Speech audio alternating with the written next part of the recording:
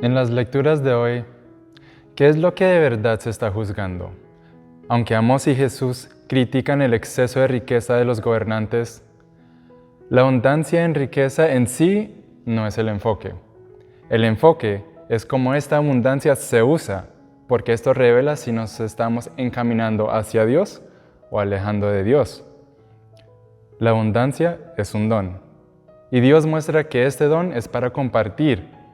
En los mismos hechos de Dios vemos que desde la abundancia del amor, Dios crea el mundo, nos forma a imagen y semejanza suya, y nos llama a compartir en su dominio sobre la tierra. Dominio. Su raíz es dominus, que significa gobernante. Al invitarnos a tener dominio en el mundo, Dios nos invita a tener una relación con el mundo, tal como Dios. Estamos hechos a imagen y semejanza de Dios. Pues, ¿cuáles son las características del dominio de Dios?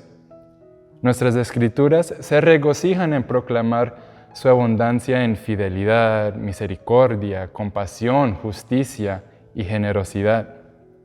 Vemos en el Salmo de hoy la ternura con la cual Dios trata al oprimido, al extranjero, la viuda, el desamparado. La generosidad de Dios es más sensible hacia los más vulnerables. Nosotros estamos llamados a hacer lo mismo. La invitación para nosotros es entonces reconocer dónde es que Dios nos ha regalado con abundancia.